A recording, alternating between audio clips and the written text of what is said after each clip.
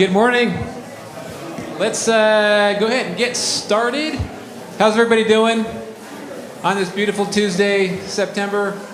It's almost fall. For everybody that's working outside, I think this is the best time of year coming up where it's just perfect. There's rarely a time where I'm like, yeah, I love working, or I wish that I was outside, but this is about that time of year where, man, I'm jealous of the guys that get to work outside, but I just enjoy this time while it lasts. So we've got a few announcements, and I want to reserve plenty of time for our speaker, Chief Slater, who we'll get to in a minute. But first of all, just a couple of quick things, housekeeping. We have our employee picnic coming up at Pioneer Park on Thursday, October 2nd, right, Mindy? 11:30 a.m. So same time as usual, same place. Thursday, October 2nd. So we're going to have the same caterer as last year. Is that right? So really good food. Excellent. So looking forward to that. And thank you, Mindy, for all your work on that. We've also got our health fair coming up. There will be emails on all this, of course, but the health fair is coming up on November 5th. And hopefully everyone takes advantage of that opportunity to get a free health screen. And also I wanted to take a minute. Is Chris here from Parks? Chris, hi. Help me with my bad vision. So thank you to Chris for the great golf outing last month. That's always a big hit. A lot of people love that event, so appreciate the work that Chris does on that every year. Really quick, so we just got through the budget process.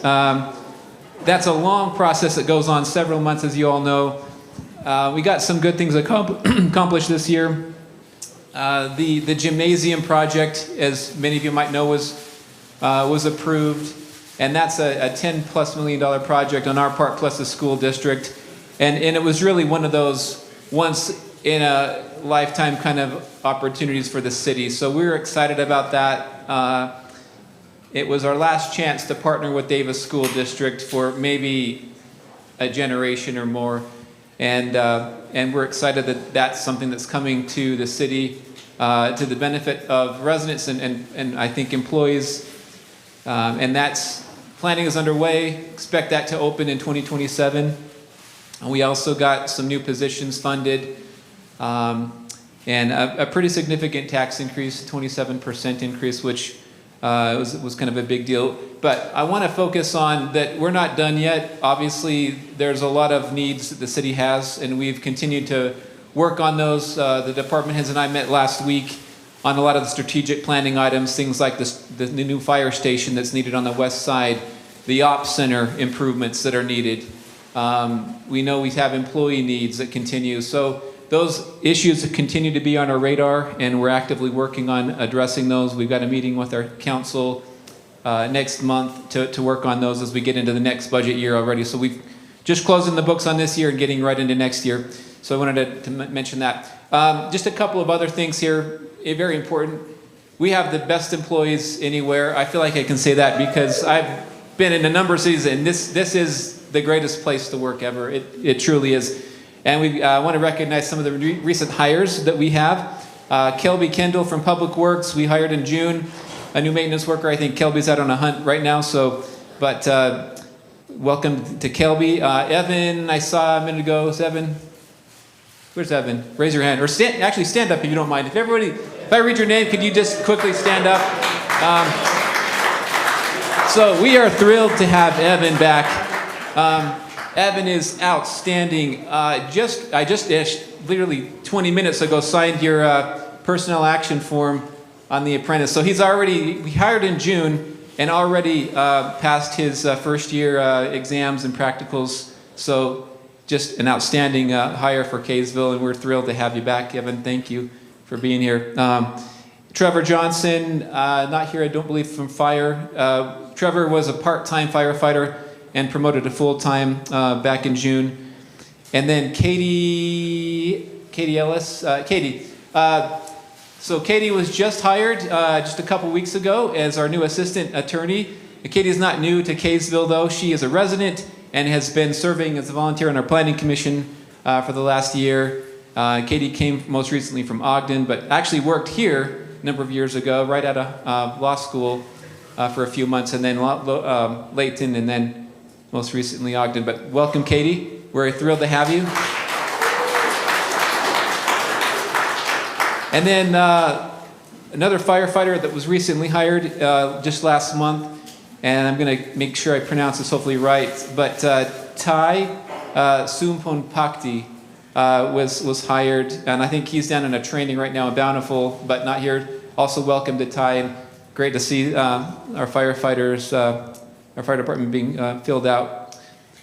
And this is something new that we haven't done in the past, but we get a lot of great Employee of the Quarter nominations every quarter, and we kind of regret that we can't recognize every single one of the people that get nominated because we have so many great employees. But we're gonna start doing that here. Recognize not just the person that ultimately was selected as Employee of the Quarter, but everybody that was nominated, because everyone's got such a great story that's worthy of recognition among your peers. So Greg Remington was, I saw you a minute ago, Greg. Can you stand up? Everyone knows my... So Greg was selected as our Employee of the Quarter this year, recognizing council, which is awesome. And Greg has really come out and done a ton as one of our substation techs. A lot of these things happen. People flip on the lights, don't realize all the things going on behind the scenes. But especially this last several months, there's been some interesting issues with the substations, and keeping the power running has been, I'm not even going to try to embarrass myself and talk about how that works, but we've got people like Greg that make sure that happens, and Greg is just a fantastic person to work with and really well respected and loved by his peers. Cam McKinnon, one of our fire captains, also not here right now, went home this morning, but he's been a great leader at even such a young age, and everyone knows his social media posts are legendary.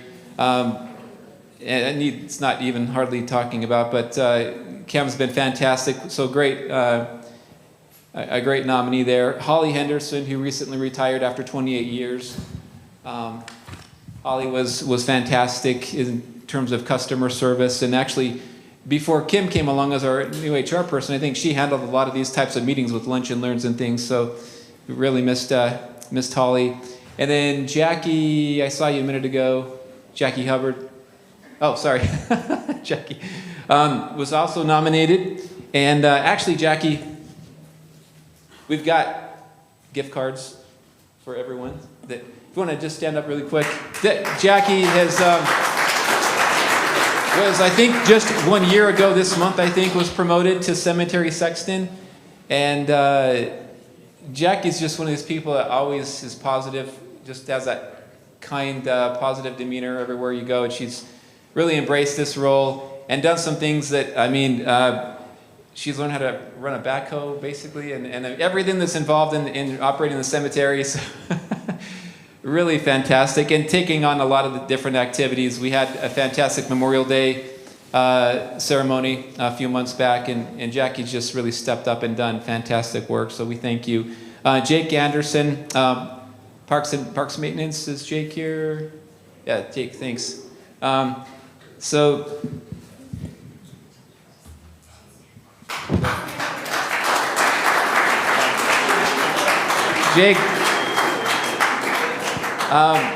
Jake recently became a certified arborist, and that took a lot of work, a couple years of study in school, and so a huge value to the city. Jake's got a strong work ethic, and if you notice our parks are absolutely stunning. With just such a small crew, we do a ton, and so thank you to all the parks workers, and Jake especially. Kim Bosworth, Kim, thanks. Yeah, Kim, want to stand real quick? I think everyone knows Kim, but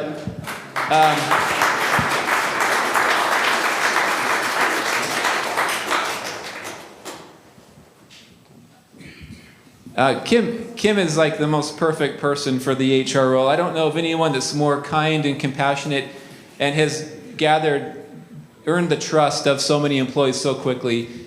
She's really a great advocate for the employees and is really professional about what she does. So we are so grateful to have Kim.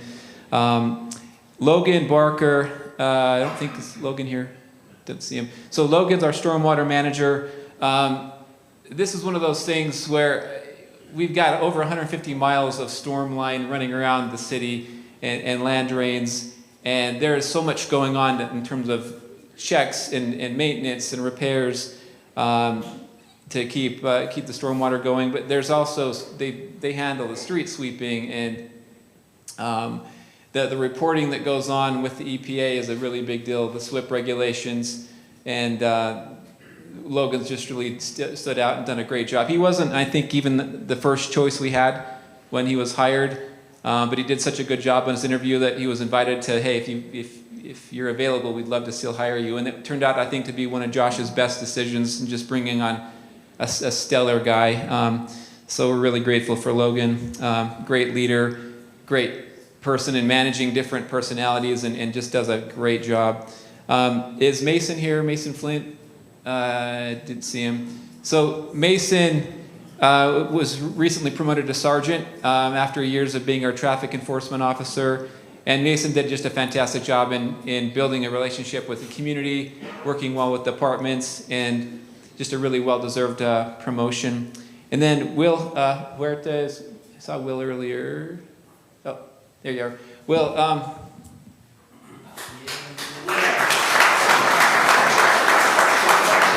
stand up real quick. Yeah, Will's been here 7 years, I think. 7 years. So Will's an extraordinary worker, super trusted. Whenever people need him to step up and come in and help with things, he's always the first guy. Always positive, great guy to work with, gets along with everybody. And Will, we thank you so much. Yeah, again, great employees. We are coming up on the due date for the third quarter nominations at the end of this month. So if you haven't submitted nominations, please do. We have so many people that are deserving of recognition. And without further, Hey, Jason? yes. Maybe because I had a question from a buddy of mine earlier about how to submit those nominations. Oh, absolutely. So Kim puts out an email. Does everybody have an email? I assume they get emails from Kim. So that the easiest way is just to click the link that. And Kim, do you want to speak on this for a second? There's not a link. They just go to the employee portal. The form is located in the employee portal, so you just log into it, and it's there. If you have any questions, just email me. So Kim will put out a reminder and instructions on that. But does everybody use our employee portal or know about it? It's got a ton of resources, everything from your health insurance to policies, forms. And if you haven't visited the employee portal, please do. It's just a great resource. But yeah, those are going to be due at the end of this month. So if you have anybody in mind, please submit those nominations. And I'd like to invite our keynote speaker today, Chief Slater, to come up. We're really fortunate to have Chief Slater.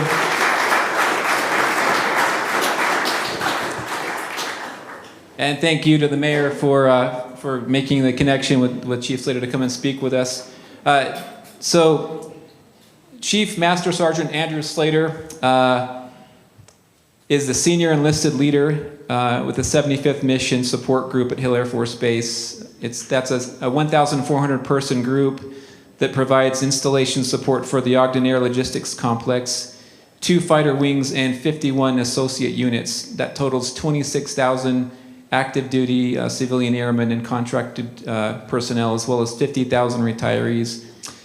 Chief Slater is the senior enlisted advisor to the commander on all aspects of training, readiness, and development of the force. And he leads a diverse team across the squadrons, sustaining global combat readiness, deploying munitions, defending the installation, and caring for Team Hill's airmen and their families. Chief Slater is originally from Adamsville, Ohio, and entered the Air Force in March 1996. His background spans a wide array of duties with the vehicle management career field, with a unique focus on welding and fabrication.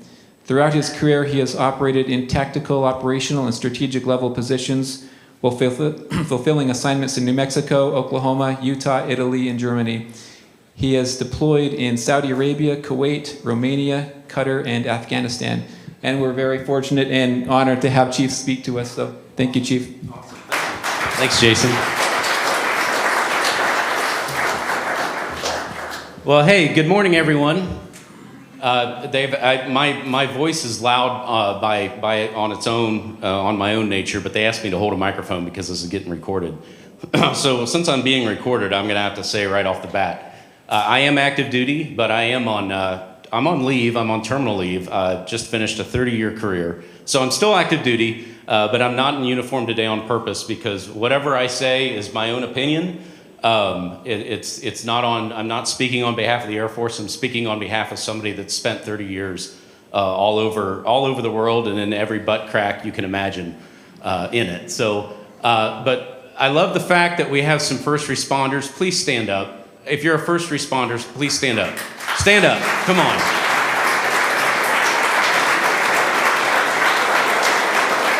Thank you for what you do. Seriously. That's awesome. Thank you for what you do. Most of us run away from danger and you run towards it, and that means a lot to me, coming from the position I'm in and what I've done. I'll get more into the introduction later, but what I want to do is I want to do a quick exercise with you, a quick leadership exercise, and it's not going to take long, but it's going to require some movement. So, sir, what's your first name? Logan. Logan. So start us off. I want you to go 1, 2, 3, 4. So you're 1, 2, 3. Remember your number. 1, 2, 3, 4. 1, 2, 4. All right. There's always 1. No, there's no 5. It only goes to 4. This is 5. No. There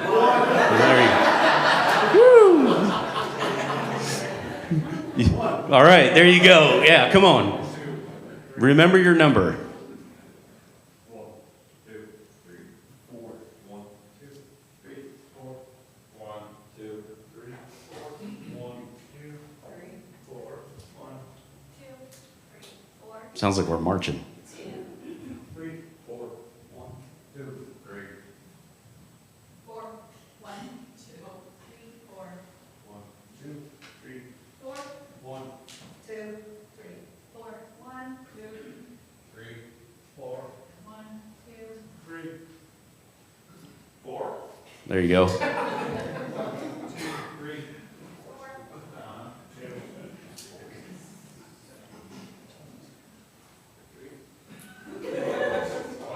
2,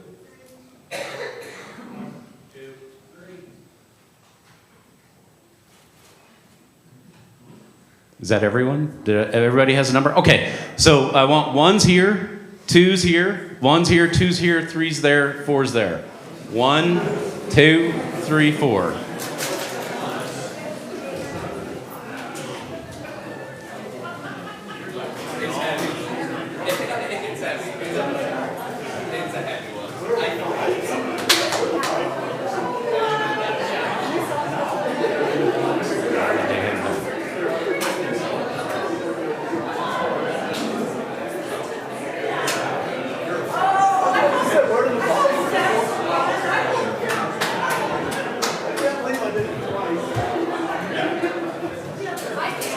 Okay, so we're divided up in our groups.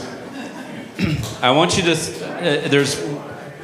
find somebody in your group that maybe you're not familiar with. This doesn't work if you're familiar with a person. Find somebody you're not familiar with. I understand you all probably know each other, being in a municipality, but I need you to find somebody that you're not familiar with. Once you find that person, listen up, listen carefully. Are we listening? I can't tell. I need you to ask the person that you're not familiar with a simple question, but it's an important question, and I need you to listen carefully to the question. I need you to ask the person that you're not familiar with, what is going well for you today? Not how are you doing, not how was your weekend, not what did you do last weekend or what are you going to do this weekend. I need you to ask them one simple thing, and when they answer you, I just need you to remember it. You don't need to recite it to me, nothing like that. I just need you to remember it. So if you're answering the question, I'm for the sake of this exercise, make it somewhat simple, right? But it needs to be personal. And so when your fellow employee, your teammate asks you, what is going well for you today? Just give them a simple answer on what is going well for you today. Talk amongst yourselves.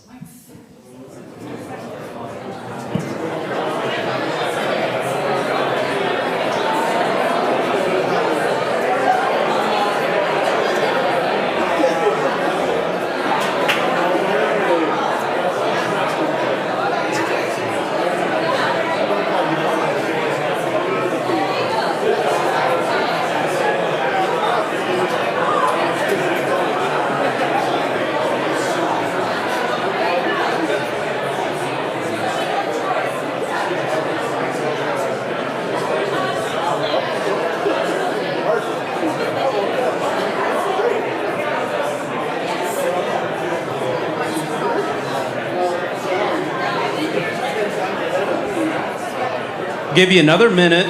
Just remember whatever your teammate answered, what is going well for you today, just remember that. Whatever your teammate tells you what's going well, remember that. 30 more seconds.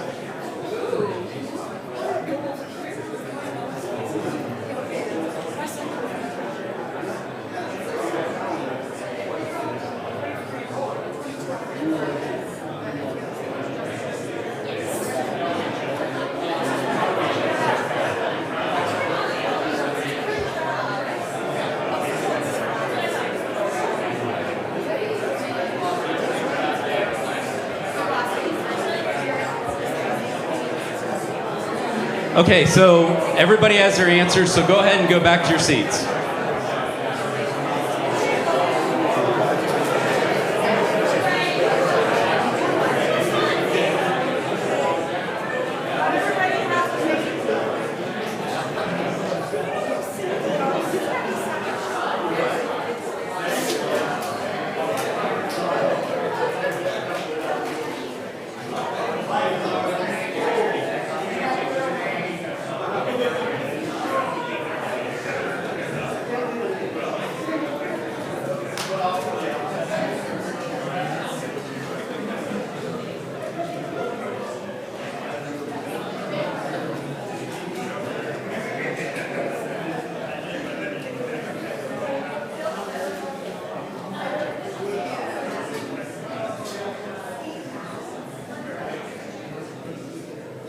Okay, so again, I need you to remember. What your teammate said, your coworker, whoever you met or whoever you were talking to. I just need you to put it in the front of your mind on how they answered the question, and we'll come back to that later on. First off, Jason, do you all do 4 lenses here? Have you ever done a 4 lenses class? So there's a tip for you next week or next quarter. I could probably even help you get that established, because that is a go-to as far as, has anyone ever taken 4 lenses? Oh my gosh, this is amazing. Y'all put that. I would highly recommend you do a 4 lenses class. It's a personality profiling class, but it was just on the front of my mind as far as doing this exercise. It's not a 4 lenses exercise, but it's definitely a leadership exercise, and we're going to get into that a little bit. But back to the introduction. Jason, thank you for that introduction. That was my bio you just read. We all have a bio in the military, across the Department of Defense, depending on what position you're in. As you go along, you have to write that. So, no, it is accurate. I am originally from southeastern Ohio. I am not a Utah native. How many? Raise your hand if you're not from Utah. Okay, about 20%, maybe 15% of the class. Yeah, so I'm not from Utah, originally from southeastern Ohio. Grew up on a small farm in a place that nobody's heard, Adamsville. I highly doubt anyone's ever heard of Adamsville, Ohio. It's a small town out in the middle of nowhere. Yeah, I had a great upbringing. I was raised by my mom and dad. My dad was a gunsmith, of all things. My mom was a registered nurse in town. Town was 17 miles away from me, so I grew up on a dirt road. We had 2 utilities. One was a telephone line and one was electricity. Everything else you just kind of had to figure out on your own. So, no, it was a great upbringing. I went through life through public schools. I wanted to be a mechanic. My dad, we farmed, and I was always fixing stuff and doing stuff with my dad, and so it was natural for me to want to be a mechanic. So I went through high school, and we were poor. You know, we didn't have money for college or anything like that. So I was kind of self-taught. Went through a couple jobs, learned how to change tires and brakes, and finally got a job as a over-the-road heavy equipment mechanic. Did that for a little bit, but found out, you know, I was mostly trained by boomers. My dad was a boomer, and I'm Generation X, right? So I found out the boomers back in the day. Have you all been around some boomers? Most of them have retired. They don't really share much information, right? They just don't. It was just not anything bad. There's nothing wrong with any baby boomers, but they just didn't share enough information for me to progress, and I saw I wasn't going anywhere. I was just going to be working on some heavy equipment the rest of my life, not really going anywhere. So there's this thing called the Air Force, and I looked into it, and there wasn't a base around me. Wright-Patterson's like 3 hours away from the house. So yeah, I said, what the hell? I'll join the Air Force, and I'm going to be a mechanic. I'm going to be a heavy equipment mechanic in the Air Force. So just to make sure you all understand, I don't fly planes. I don't work on planes. I do the same thing that you do with airplanes, is I just look at them fly over the sky. I have nothing to do with them. I am enlisted. There's 2 different categories in the military. One is an officer and one is enlisted. I am enlisted. In the most basic sense, an enlisted person is kind of on a technical track as far as what their job is. An officer is on a fast track to leadership. Those of us that are enlisted, we eventually get to leadership, but it takes a long time. And so I've spent the past 30 years in the Air Force as an enlisted member of the Air Force. So yeah, I joined the Air Force. My first base was Aviano, Italy. Didn't want to go there, wanted nothing to do with it. In fact, I wanted to go to Pope. I wanted to be on the East Coast, but they sent me to Italy. And so my first impression of the Air Force was like, well, I just joined the greatest Air Force in the world, right? We're at the tip of the spear. You know, we're the Department of Defense. And I remember the very first job my boss gave me. The very first job. Day 1 on the job. And he hands me a work order. And it's just a paper work order. And he's like, hey, see if you can figure this thing out. And I said, okay. I said, what is it? He said, oh, it's a truck. It's been broke for like 2 months. Nobody can figure it out. I was like, okay. So for those of you, do we have any mechanics in the room at all? Okay, I'm not going to get super technical. But it's an older Ford truck. It was a 1983 model truck. And if you've ever been out of Salt Lake or flew out of Salt Lake City or any airport for that matter, as you're sitting on the plane, you'll see vehicles driving around the airplane. Well, it's one of those vehicles that pulls things around an aircraft. It could be an air compressor, it could be a generator, it could be anything, but it's got a pintle hook on it. And it's an important vehicle. It's not the most sexiest vehicle in the world, but it's a vehicle that they use to support the aircraft. And it's been broke for like 2 months. And so Sergeant Ashcroft was his name. Total buzz cut guy from Beavis and Butthead. If you've ever watched Beavis and Butthead, had the flat top and everything. And he hands me the work order and goes, go see if you can figure it out. Well, I didn't even know where the hell this thing was. And so I'm walking around the yard and I found the vehicle. I found it by its license plate.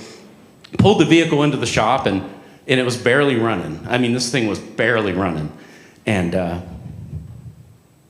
I'm looking at it like, well, sounds like a spark issue to me. I don't know.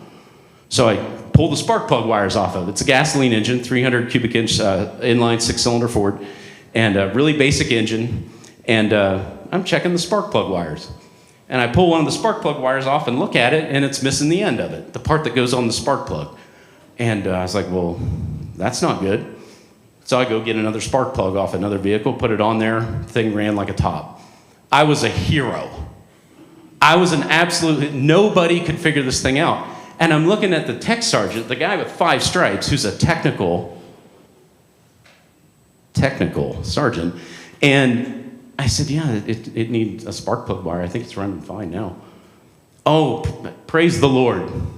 You're the Savior. You've just fixed something that nobody could fix in 2 months. And I thought to myself, well, this is going to be pretty damn easy.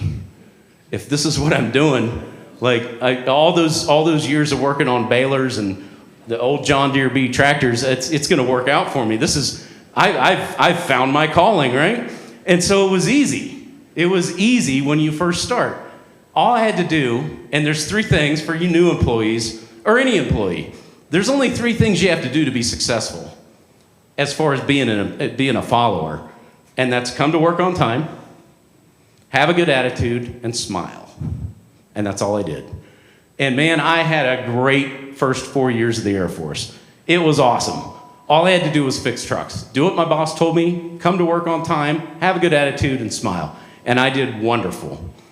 But I wasn't going anywhere. I kind of found myself in the same situation. I'm not progressing, I'm not doing anything, so I guess I need to study for a promotion. And so in the Air Force, you have to test. And so I studied for the test, and I made staff sergeant, so, E5. So you were considered a non-commissioned officer at that point, and I made it. And I was super happy.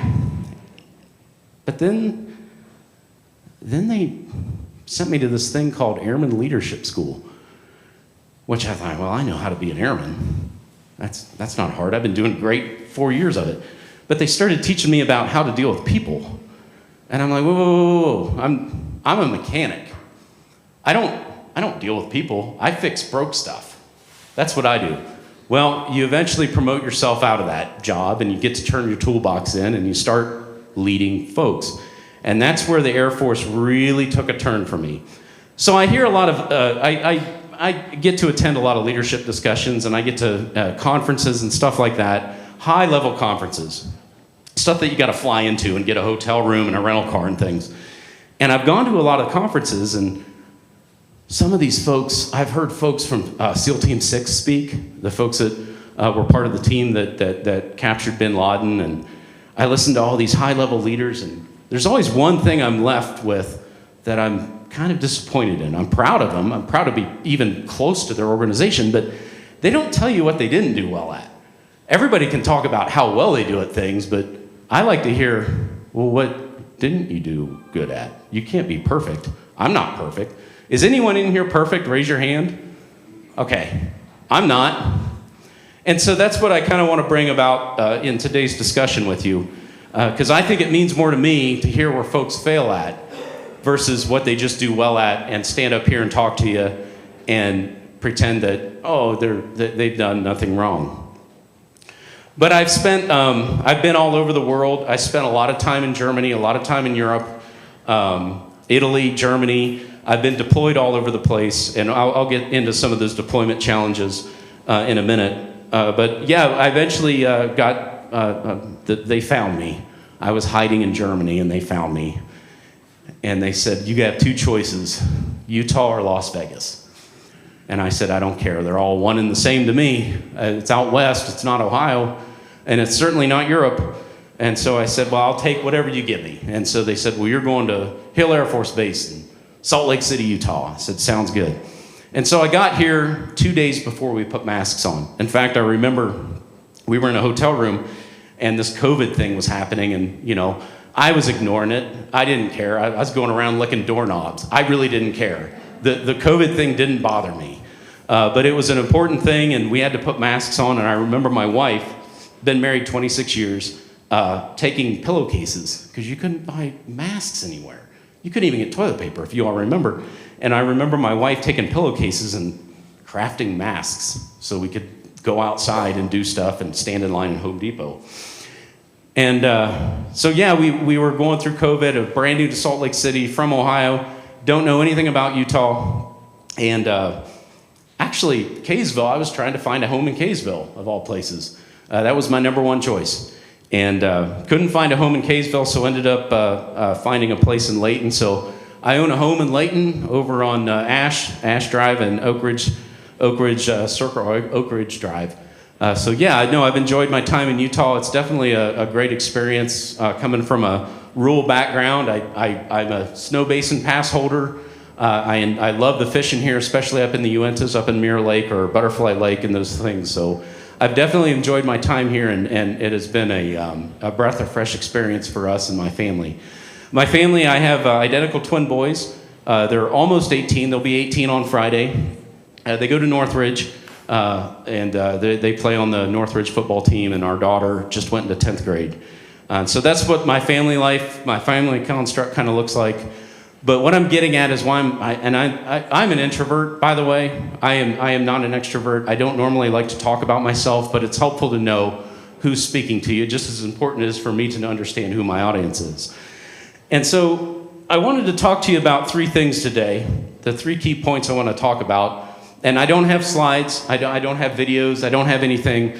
I'm doing this completely impromptu, but I wrote down 3 things this morning when I woke up, and that's morale, leadership, and overcoming challenges.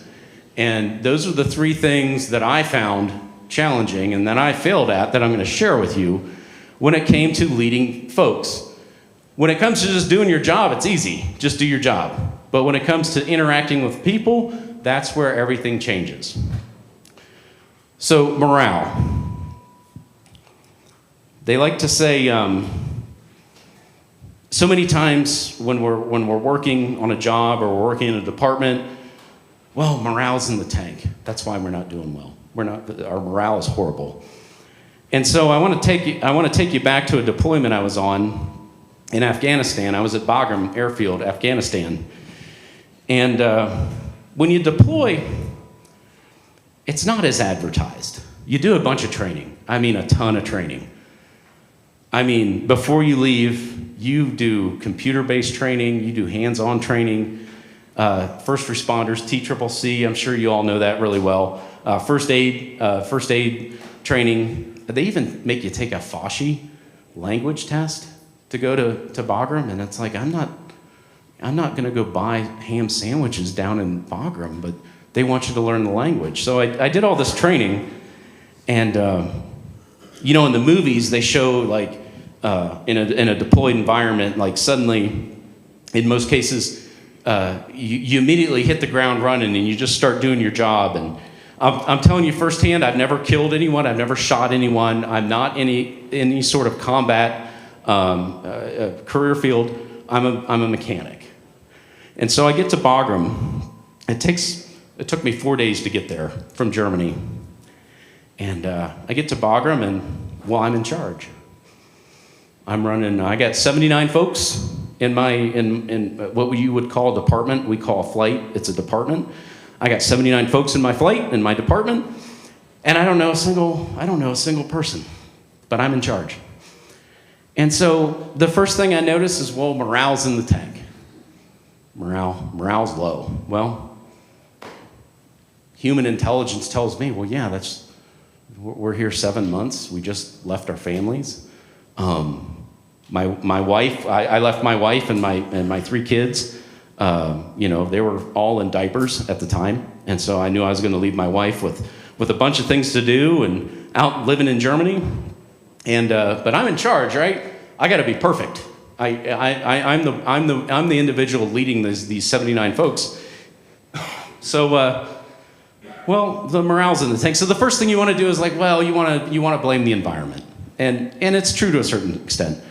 As an example, in the environment, when you go to Afghanistan, they make you take doxycycline. So doxycycline is a pill they make you take every day, and it's for malaria. And let me tell you, you think the mosquitoes are bad in Syracuse. They're like minor league to the mosquitoes in Afghanistan.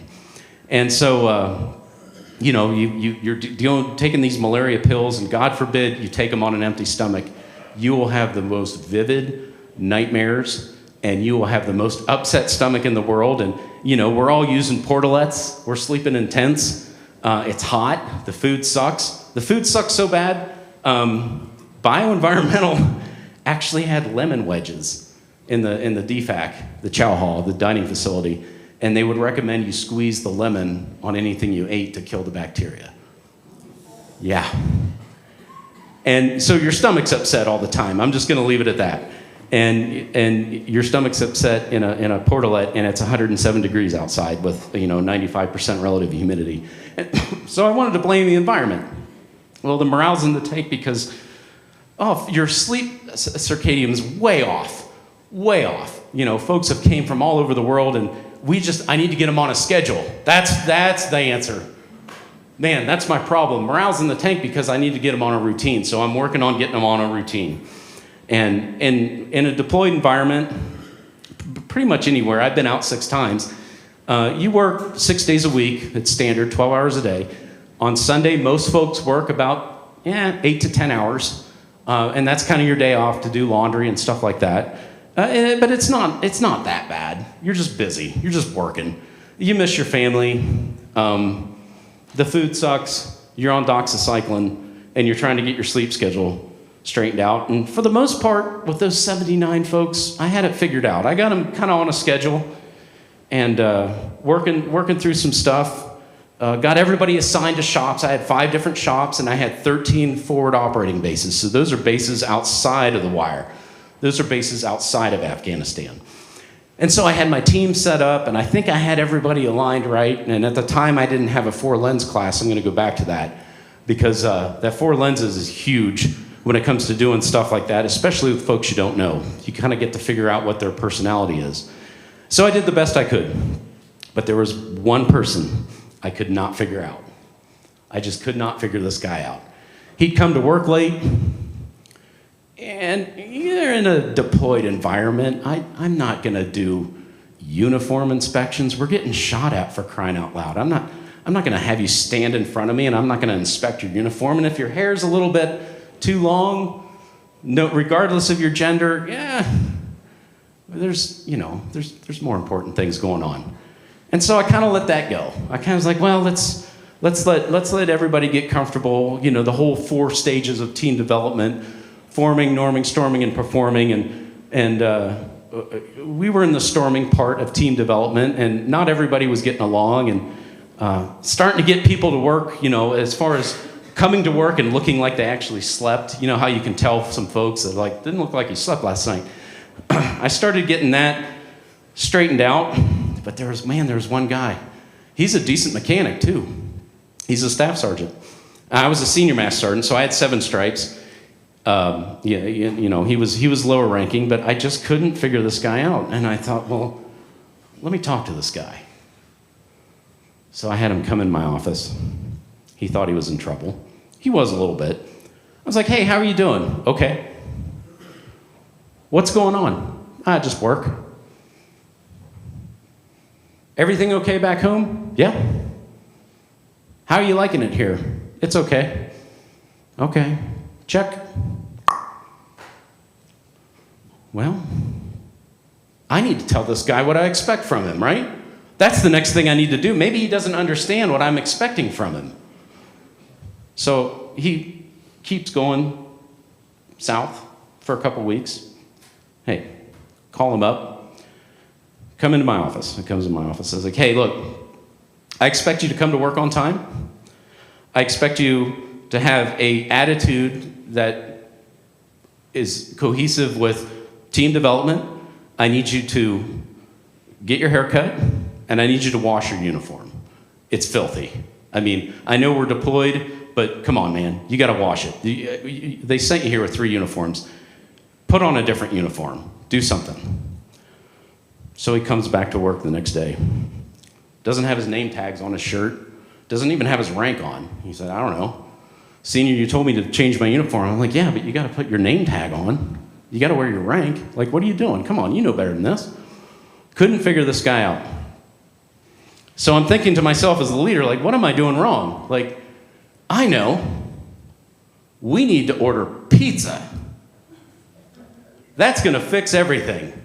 If I order pizza for these guys and we maybe watch a movie, we're going to put a movie screen up in the shop and we're going to order pizza. And that's not easy to do in Afghanistan, let me tell you. It's not like there's a Pizza Hut down the road. So I'm doing all this networking and I'm working with the DFAC and I'm getting all these folks involved. And I was like, hey, I need 15 pizzas. And as big as pizzas you can get, and make them cheese and pepperoni, something simple, and something everybody will eat. And I'm going to get these pizzas and I'm going to bring it to the shop. and I'm going to have a movie, and it's going to be a current movie at the time. So I found a bootleg way of getting a current movie and a projector, and because it's not like you can go down to,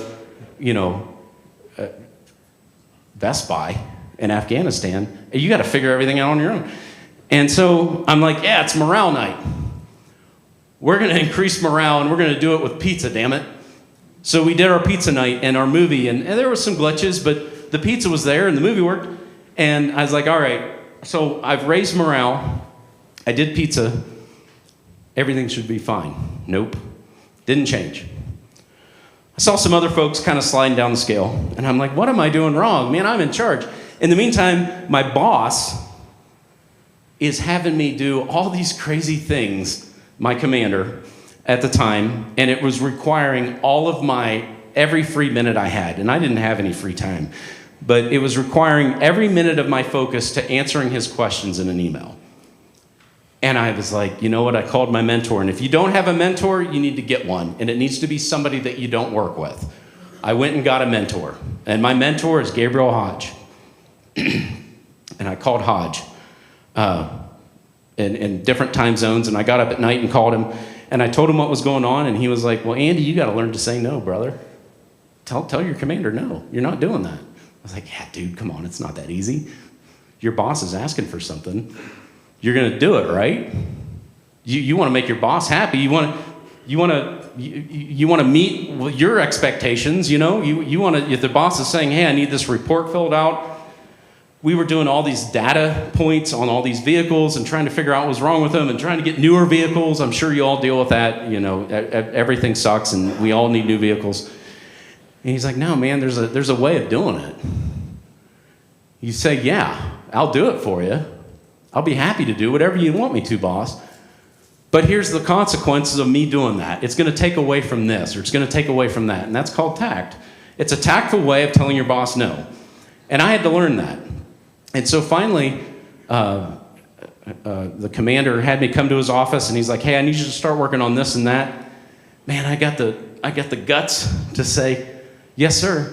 However, if I'm focusing on this is what's not going to go right. This is what's going to fail.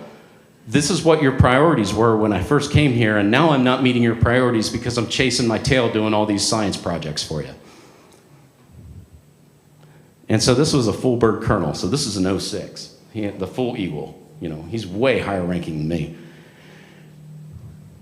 He's like, "All right, what do you want to do?" I said, "I want to focus on my folks. That's what I need to do. I need to stop doing science projects. I'll get to it when I can, and I'll help you with whatever, but I need to focus on my team." "All right. I'll let you decide." I'm like, okay. So I decided. So it came upon a time with, it wasn't long after this meeting, we had a Humvee in Kabul. And Afghanistan, we had Humvees, but there wasn't a whole lot of them at that time. They've moved to what's called a mine-resistant ambush protection vehicle. I think Utah County might have a couple of them here in Utah, but they're giant vehicles, and they're for driving over IEDs, for bombs. They've got this giant hull on them. The hull on them's like an inch thick. They're super heavy. They're super hard to work on. But we had hundreds of them in Afghanistan. But we had a Humvee in Kabul. And it was broke. It needed a fuel pump. And so I'm asking my team, I'm like, "Hey, who's worked on Humvees? Raise your hand, worked on Humvees." Nobody was like, "I've seen a Humvee, never worked on them." I said, "Well, it needs a pump, and I grew up working on these things back in the 2000s, early 2000s. I'm like, I know how to do it, but I'm the boss." Well, this individual that I'm not going to name, but the individual I'm having a morale problem with, who's dragging the team down, right? Who's doing nothing but complaining, who's just bringing people, it's like a cancer. It's like, we were doing well, and then all of a sudden you're like, now you've got a pool of like 10 people that are mad, and their morale's in the tank, and he raises his hand. He's like, "Senior, I've worked on a few Humvees. I know how to put a pump on." Well, in Afghanistan, in Kabul's about a 15-minute helicopter ride. It's about an hour and a half in a car going through Kabul. And so we had the pump on hand, and we're like, all right, well, I'm going to go with this guy, and we're going to go change this fuel pump out on this Humvee. So we sign up with the Army, and we get on a Black Hawk.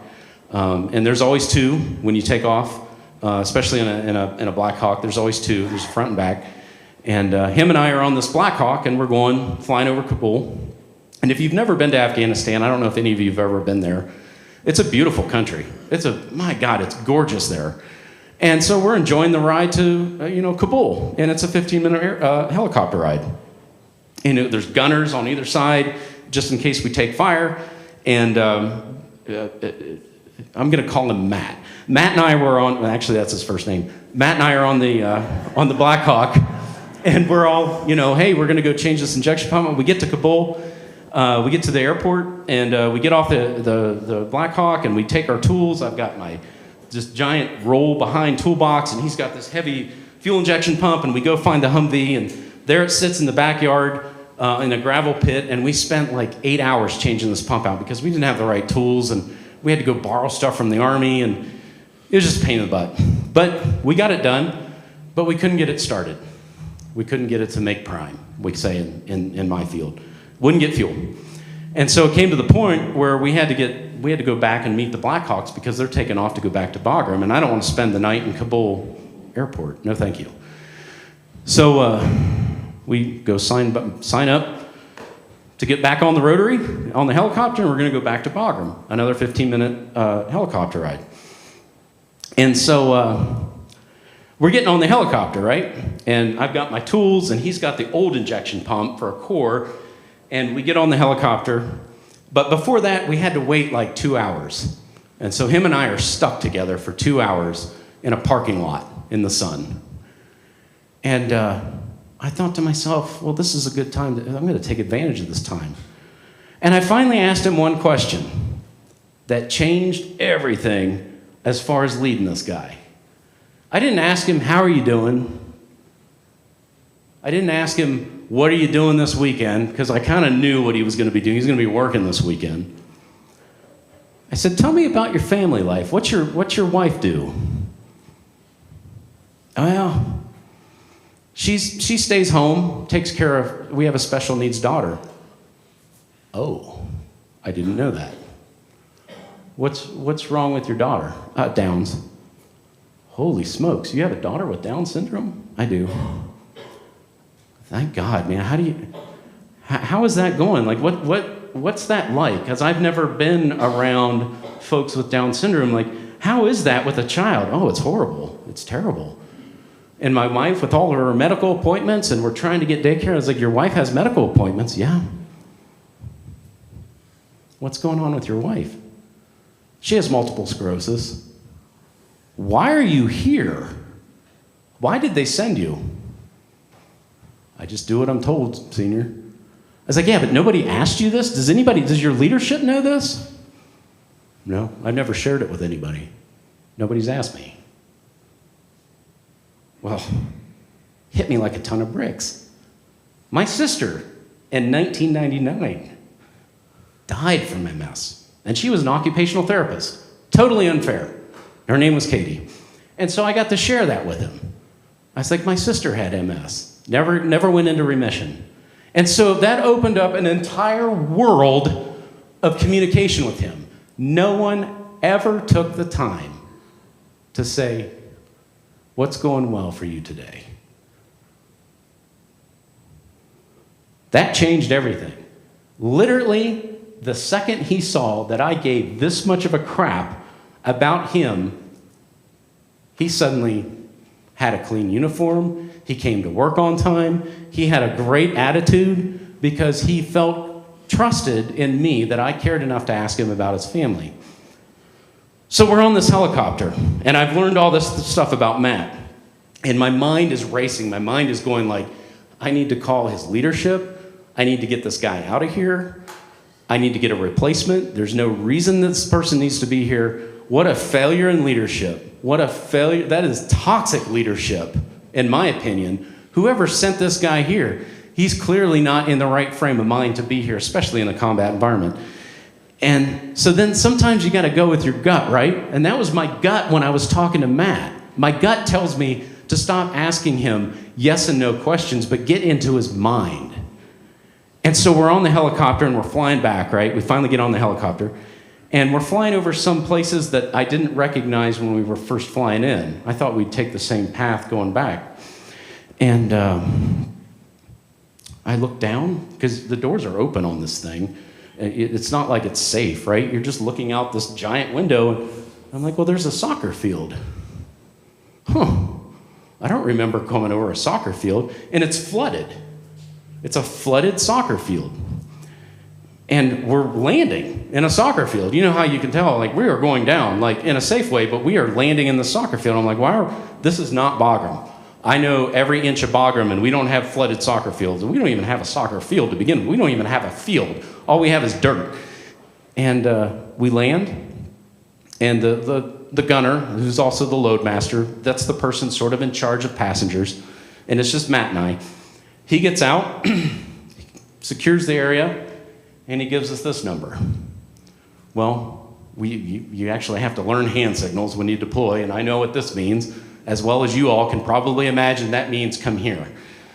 And so we unbuckle, we take our headphones off. Matt's looking at me like, Senior, what are we doing? And I'm like, I have no idea. Like, dude, I'm getting in the same field that you are. You know, we're combat outloaded. We have our M5s and our 9mm and 228 rounds on us. And we get out in the soccer field and we're standing in water, and the load master gives me a thumbs up. Like, okay. Like, what do you mean, thumbs up? And I'm like, I have no idea. But in those environments, in those situations, you're trained to do what you're told, especially coming from a Generation X, and I'm not a millennial. When you tell me to do something, I am going to do it, and I am not going to ask why. But my gut is telling me this isn't right. Something isn't right here. And so the loadmaster gets back on the helicopter, and I can hear the rotary start to speed up, and I was like, I'm gonna go with everything that I'm trained not to do, and I'm gonna go run back towards that helicopter, and I'm gonna go get their attention, because I don't know why they're dropping us off here. And I do not want to be left in a soccer field that's flooded in Kabul, Afghanistan. So I get his attention. The loadmaster looks at me like, what's wrong? So I hear the rotary slow down. He comes back out, and he says one thing to me. Major, what's wrong? I said, Major? My rank's on my chest. It's clear as day. A major is an officer. I'm a senior master sergeant. Two completely different ranks. And I start hitting my chest, and I'm like, I'm not a major. And he stops and he looks at me and he's like, oh, my bad. Come on back in.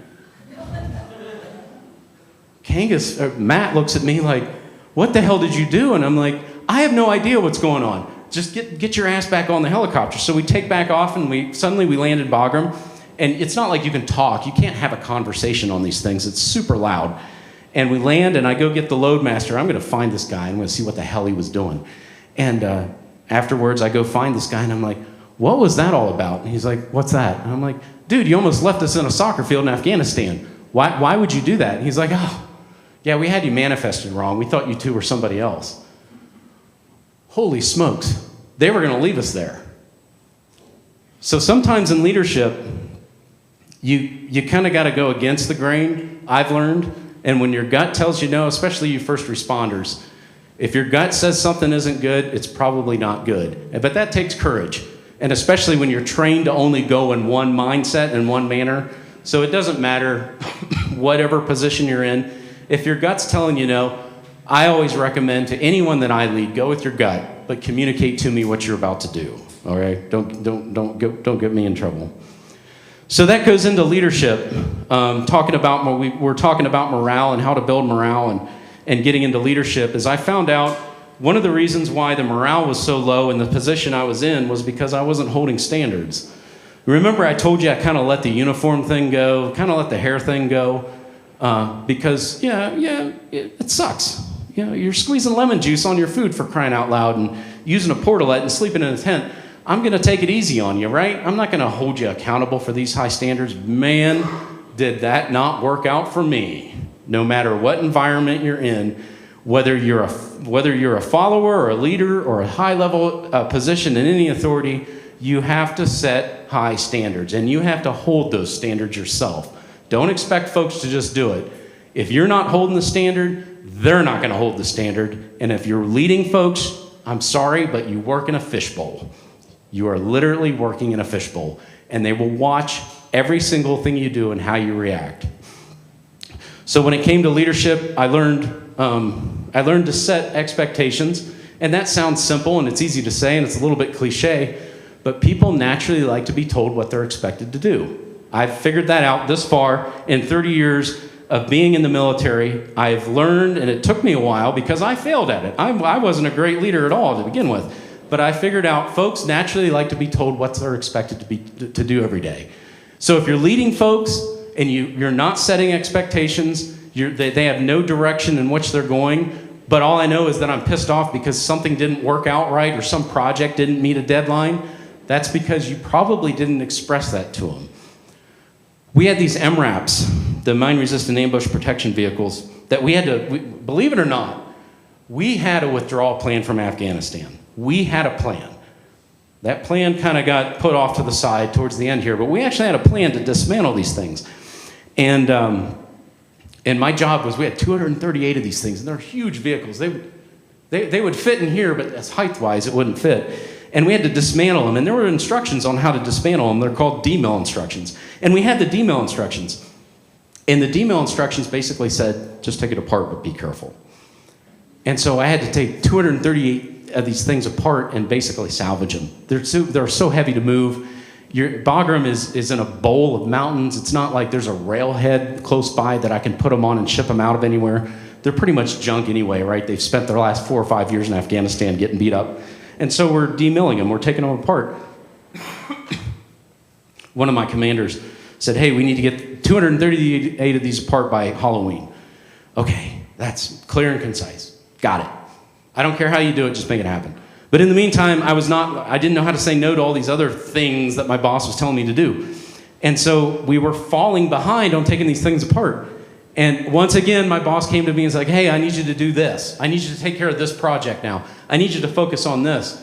I went back to Hodge's mind, my mentor's mind, and said, yes, sir, I'll be happy to do that for you. However, we're not going to meet this timeline. If you want me to focus on that, I'll be happy to focus all my resources on that, but this is going to fall behind.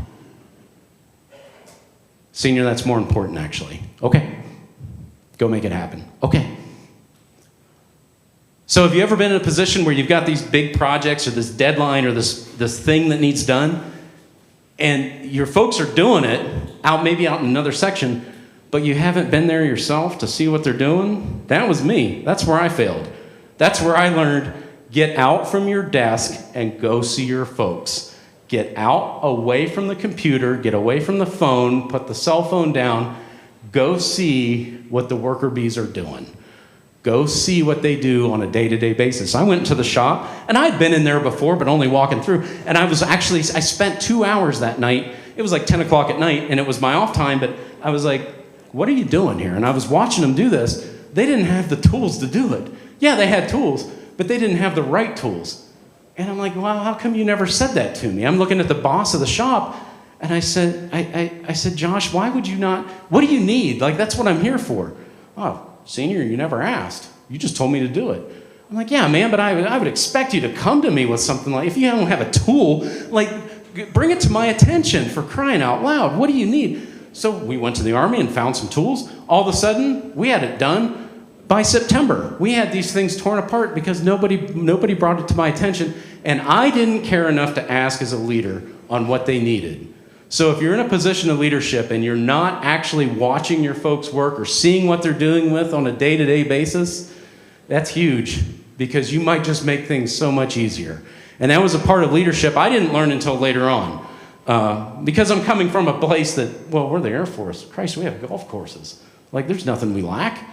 Well, in those environments you are. So if you're working with folks in a different environment or in an austere environment or somewhere away from where their main shop is, I would definitely recommend, and it doesn't matter, shop, office, put this in any context you want with what your position is. is I would definitely take that part of leadership of getting out from behind your desk. So I talked about overcoming challenges. Those were some of the, and that's just one deployment. But that one sticks out in my mind because it was probably the hardest, was overcoming those challenges and just learning how to deal with people and learning how to care for folks. Because I found out no matter what the challenge is, I've been 30 years, folks, I've done it. It doesn't matter what the challenge is that you're dealing with, in any sense of the term. If you're not communicating, you're going to suffer in silence. And for you introverts out there, and I know there's a few of you introverts, I'm one of them. I had to learn how to communicate. I had to learn how to get out of my head, get away from the baby boomer mindset that I was raised up to doing, is figure out things on your own, don't complain, and just do what you're told. And especially working with millennials, you have to do this with millennials that I've learned, and you'll get so much farther, and you'll get so much out of them. When they're asking a question, they're not challenging you. They're not. They're not challenging you. They just want to know why. They just want to know the bigger picture. And I found out once I took that away, I got out of my inside soul of understanding, like, don't challenge what I'm saying, just do what I tell you to do. Man, it opens up so many more doors. So the basis of what I'm getting to is where we started at. If you ask somebody, and it doesn't matter, leadership doesn't come in titles. Leadership does not come in ranks. Leadership comes within, and I'm from the school of, I don't think you can teach leadership. You can teach elements of it. You can teach words of it and glossary definitions. Leadership comes from within. Leadership comes from your soul. Leadership comes from being a human being. And I have found in my career, and hopefully you can use it in yours, is being a human being will get you so much more farther with folks than just being a programmed robot doing what your boss told you to do. So what I want to do with this exercise we started, am I okay on time? Sir, what was going well for your teammate? She got up early and went to the gym. The gym goer. What does that tell you?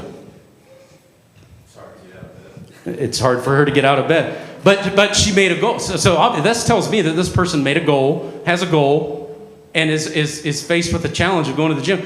I didn't go to the gym this morning. Good for her. Whoever that was, good for her. But that tells me that getting fit, maintaining your fitness, maintaining your health is important to this person. There's a leadership clue you could use with your folks. Sir, what was your teammates? She was able to get her kids to school without any major problems. Getting her kids, okay, as a leader, what does that tell you? She has kids, and it's rough. So if you're this person's boss, that tells you right away, if this person's struggling with something, it could be family related.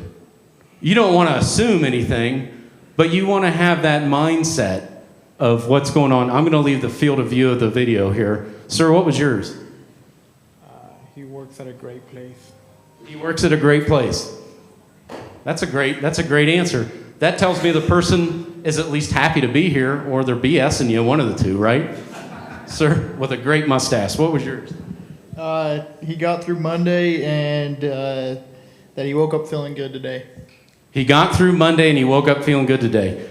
As a leader, that would cue me, and I'm not a doctor, I'm not a psychologist, I'm not Santa Claus or the Easter Bunny, but that would tell me that maybe this person has some anxiety. Maybe. You don't want to guess, you don't want to assume anything, but the more you ask on what's going well for you today, the more that book, you just opened up a whole new page of their book and learning about them. Ma'am, what was yours? Knee healing after surgery. Knee healing after surgery. Okay. That tells me this person has had surgery, obviously. Maybe they have some mobility issues. Maybe it's trouble. Maybe they're having an insurance claim. You have to open up your mind as a leader on what folks are going through. And once you gain their trust, and trust does not come in a day and it doesn't come in a week. It takes time to get trust. But once you have somebody's trust as a leader, it comes with the best thing ever, and that's respect. That is respect. Sir, what was yours?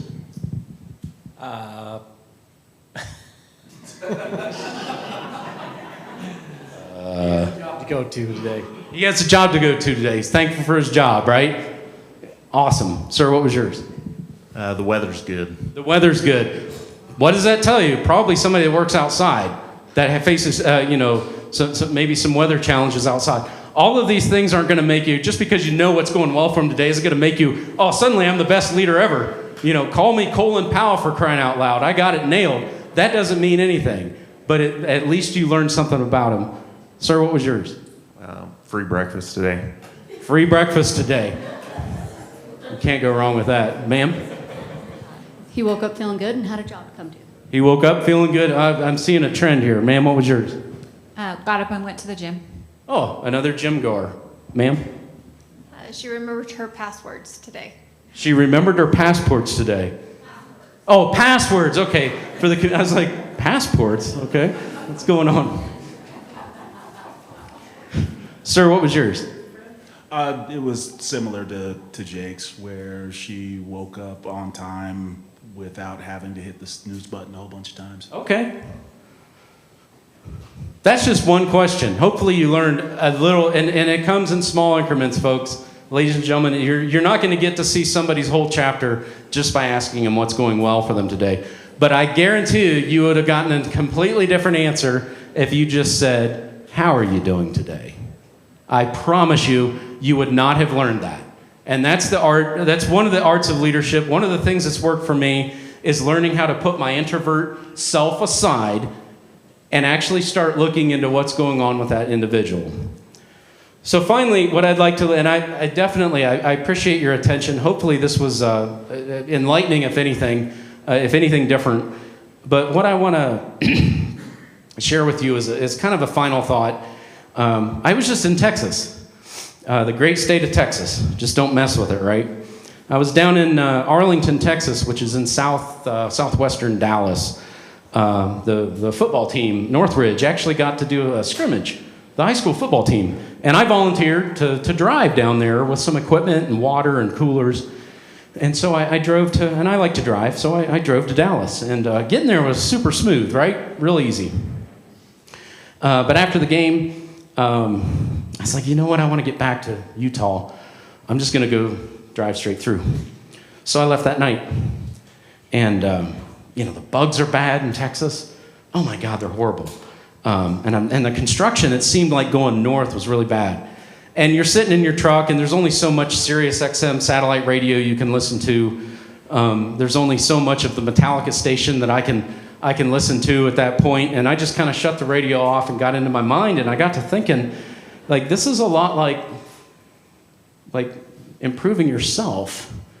Because all this construction that was going on, one-lane roads and potholes, and I'm like, God, why did I do this? Why didn't I just wait? But I'm thinking, well, it wouldn't have changed anything. The construction's still there.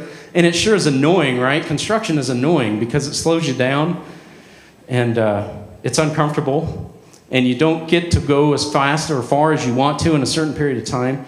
But it's kind of like rebuilding yourself. Sometimes we need to look at our own roadmap and look at where we need to improve, not only as leaders, but as followers. And doing construction on yourself is never easy, and it's never fun. And a lot of times there's some deconstruction that goes with it. But I think in a lot of ways what I experienced on my way back from Texas, I thought I'd share with you is, sometimes you got to deconstruct yourself just a little bit to improve yourself. But once it's improved, we've all been through a road construction project that's finally finished. It's way better, right? So it's definitely worth it. So thank you again for your time and listening to me.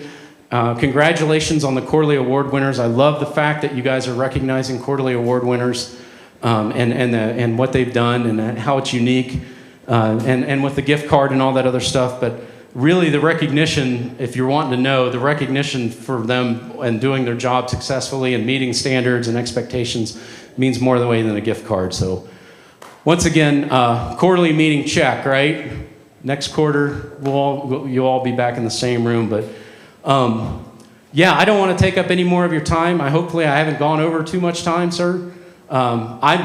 If you have questions for me, I'd be happy to answer questions. But yeah, hold on. Let me get the microphone so the video land can hear.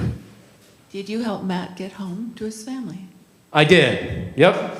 No, I got him out of there. Yeah. Yeah, it took about 3 weeks. It took a lot of phone calls. Thank you for bringing that up because I didn't make him send me a replacement. That was the ultimatum. I could send him back, but I wouldn't get a replacement. And so we figured it out. And it sucked because he was a great mechanic. That dude was turned on. But yeah, we got him home. It took about a month, but to this day, he thanks me. Yep. Sorry, I should have added that. Thanks for asking. Okay, I'm not going to stand up here awkwardly. Thank you all.